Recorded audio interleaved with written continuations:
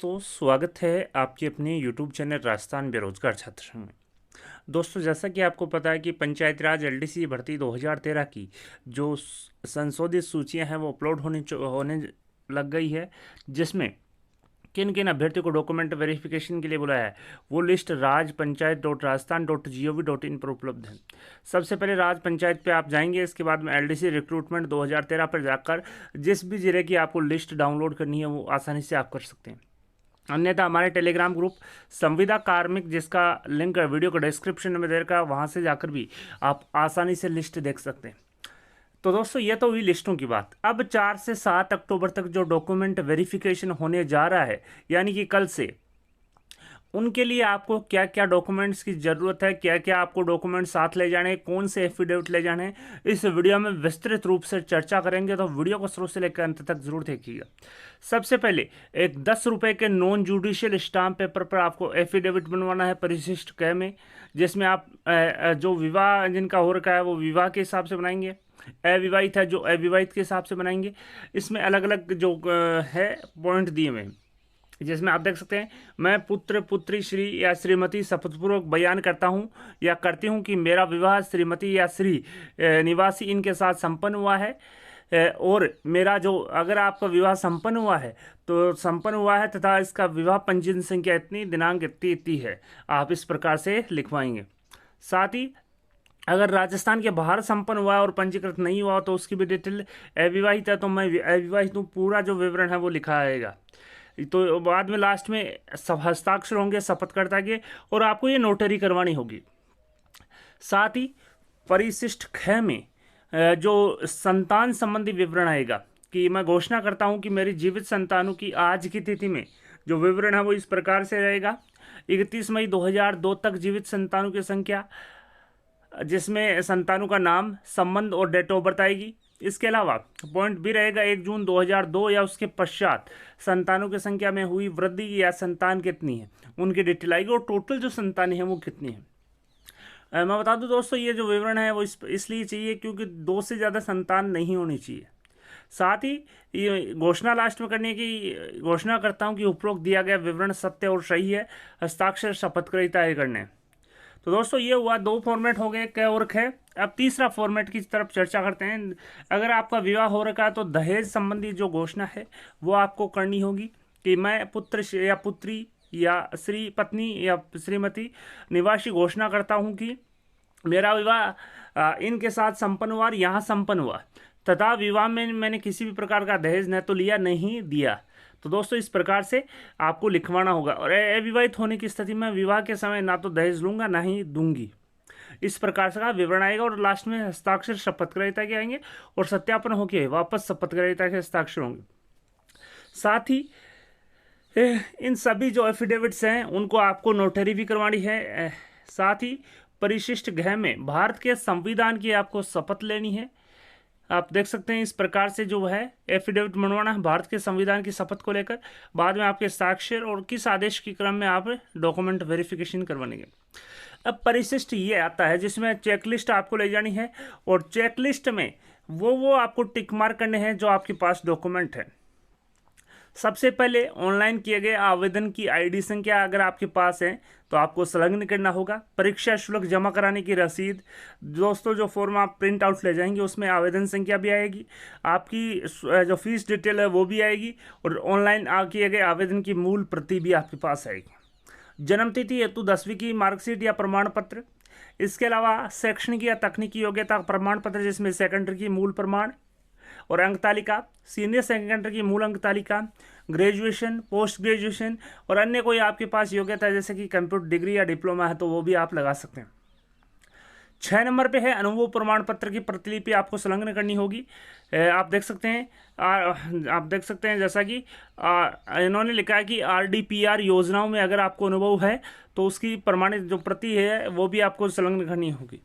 जाति प्रमाण पत्र, विवाह संबंधी प्रमाण पत्र, संतान संबंधी घोषणा जो एफिडेविट आपको मैंने अभी बताया, विधवा या विवाह विच्छिन्न प्रमाण पत्र, मूल निवास प्रमाण पत्र, शपथ पत्र भारत के संविधान की, चरित्र प्रमाण पत्र भी आपको ले जाने। अगर आपने अभी तक चरित्र प्रमाण पत्र नहीं बनवाए हैं तो 2 जो उत्तरदायी व्यक्ति हैं उनसे आप चरित्र प्रमाण पत्र बनवा लें, जो राजपत्रित अधिकारी हैं उनसे आप चरित्र प्रमाण पत्र बनवा के भी ले जा सकें। अंकों का निर्धारण, सीनियर सेकेंडरी परीक्षा प्रतिशत दशमलव के 3 अंक और 70% वेटेज और बोनस होके 30 जो बोनस है, 10 आपके पास 10 है तो 10 जुड़ेंगे, 20 है तो 20 जुड़ेंगे और 30 है तो 30 जुड़ के कितना योग आएगा। और उपरोक्त तथ्य मेरी जानकारी के अनुसार सही है, हस्ताक्षर करने हैं, अभ्यर्थी के नाम लिखना है। साथ ही ये आपको प्रमाण पत्र यहाँ पर दिया जाएगा कि प्रमाणित किया जाता है कि निम्नलिखित सदस्यों की कमेटी द्वारा मेरिट निर्धारण हेतु दस्तावेजों का मिलान कर लिया गया है, अभ्यर्थी द्वारा दी गई जानकारी सही है और अभ्यर्थी द्वारा अर्जित शैक्षणिक योग्यता अनुभव में आधारित अंकों का योग इतना है। जिसमें जो आपके डॉक्यूमेंट वेरिफिकेशन करेंगे 3 सदस्यों की कमेटी, उनके प्रथम सदस्य, द्वितीय सदस्य और तृतीय सदस्य का नाम, पदनाम और हस्ताक्षर यहाँ पर किए जाएंगे। इसके अलावा परिशिष्ट से जो है जो आपसे भरवाया जाएगा, जिसमें ग्रामीण विकास एवं पंचायती राज कनिष्ठ लिपिक भर्ती 2013 आवेदन पत्र, जिसमें रसीद नंबर एवं दिनांक और कितनी राशि आपने जमा करवाई उसका यहाँ पर दिया जाएगा विवरण। इसके बाद में आवेदक संबंधित कॉलम की पूर्ति करे और असंबंधित जो कॉलम संबंधित नहीं है उसमें अक्ष का आपको उल्लेख करना है। आप देख सकते हैं संबंधित कॉलम में हाँ या नहीं का उल्लेख करें। राज्य कर्मचारी, पंचायत समिति और जिला परिषद राज्य के पब्लिक सेक्टर उपक्रम या निगम के व्यक्ति, पहले सबसे पहले आपको यहाँ पर फोटो लगानी है।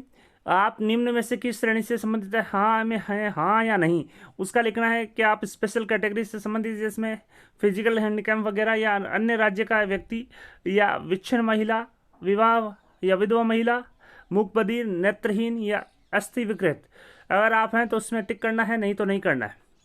अंकों का निर्धारण कार्यालय द्वारा भरा जाएगा। ऑनलाइन आवेदन का आईडी क्रमांक आवेदक द्वारा भरा जाएगा। विज्ञापन संख्या, किस विज्ञापन संख्या जो थी एलडीसी भर्ती 2013 की उसके तहत आप डॉक्यूमेंट वेरिफिकेशन करवाने आए। आवेदक का नाम हिंदी अंग्रेजी में आएगा, पिता का नाम आएगा, इसके बाद में माता का नाम, पत्नी अगर विवाह हो रखा है तो पत्नी का नाम भी आएगा।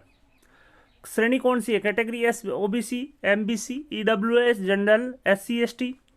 इसके अलावा डेट ऑफ बर्थ क्या है 10वीं की मार्कशीट के अनुसार। जन्म स्थान आपका कहाँ है, नगर निगम है, जिला है या राज्य है। कब 1/1/2014 को आपकी आयु क्या थी। क्या आप विवाहित हैं, अगर हाँ, अगर आप नहीं तो नहीं करना है। अगर विवाहित है तो विवाह पंजीयन संख्या आपको डालनी होगी और विवाहित होने के पर जीवित पुत्र और पुत्रों की संख्या भी आपको यहाँ पर लिखनी होगी, डेट ऑफ बर्थ भी आपको लिखनी होगी। साथ ही वर्तमान डाक का पता, स्थायी निवास का पता, शैक्षणिक योग्यताओं का जो पूर्ण विवरण है वो यहाँ पर आपको लिखनी होगी। किस बोर्ड से, किस फैकल्टी के माध्यम से, कितने प्राप्तांक थे, क्या परसेंटेज थे, किस वर्ष आपने किया, ऐच्छिक विषय क्या था, किस बोर्ड से किया, 10वीं 12वीं, graduation, post graduation, degree, civil, diploma civil, अन्य कंप्यूटर योग्यता या पत्रकारिता, जो भी आपके पास जो डिटेल्स हैं वो यहाँ पर लिखनी होगी। यदि आपने कहीं कार्य किया है या कार्यरत हैं तो उसका विवरण भी लिखना होगा। इसके अलावा आयु सीमा में छूट और अन्य कोई विशेष योग्यता रखते हैं तो 15 और 16 में आएगा। 17 में उन 2 अंतिम उत्तरदायी व्यक्तियों के नाम और पते लिखने होंगे जिससे आपने चरित्र प्रमाण पत्र प्राप्त किया है। जो चरित्र प्रमाण पत्र ले जाएंगे उनके दोनों के नाम यहाँ पे आएंगे। अगर आपको किसी ने ब्लैकलिस्ट किया है तो उसका विवरण भी आएगा। आपके विरुद्ध कोई फौजदारी या न्यायिक मामला है तो उसका विवरण आएगा। ऑनलाइन आवेदन की प्रति अनिवार्य रूप से 20 नंबर पॉइंट के माध्यम से संलग्न करनी होगी। साथ ही जिला परिषद पंचायत समिति में पदस्थापना हेतु आपसे विकल्प भी हाथों हाथ ही भराई जाएंगी, कौन से जिला परिषद या पंचायत समिति में आप जॉब करवाना चाहते हैं। आवेदक के हस्ताक्षर आएंगे जिसमें पूर्ण हस्ताक्षर आएंगे, स्थान आएगा, डेट आएगी। तो दोस्तों इस प्रकार से आपको जो है पूरा वो जो बायोडाटा मैंने इस वीडियो के माध्यम से बताया, पंचायती राज एलडीसी भर्ती 2013 के डॉक्यूमेंट वेरिफिकेशन के समय आपको ले जाने हैं। साथ ही मैं बता दूं आपको जाते समय आपके सभी प्रकार के जो डॉक्यूमेंट्स हैं उनकी फोटोकॉपी सेल्फ अटेस्टेड होनी चाहिए। साथ ही ओरिजिनल डॉक्यूमेंट्स भी आपको जमा ले जाने हैं, क्योंकि जो आपके ओरिजिनल डॉक्यूमेंट्स है वो संबंधित जिला परिषद जहाँ पर आप डॉक्यूमेंट वेरिफिकेशन करवाने जाएंगे वहाँ पर जमा किए जाएंगे। तो दोस्तों आपको सभी प्रकार के ओरिजिनल डॉक्यूमेंट्स साथ ही फोटोकॉपी डॉक्यूमेंट्स भी आपको ले जाने हैं। वीडियो पसंद आए तो अपने दोस्तों के साथ लाइक और शेयर करना ना भूलें। आपके अपने यूट्यूब चैनल राजस्थान बेरोजगार छात्र संघ को सब्सक्राइब करें। धन्यवाद दोस्तों।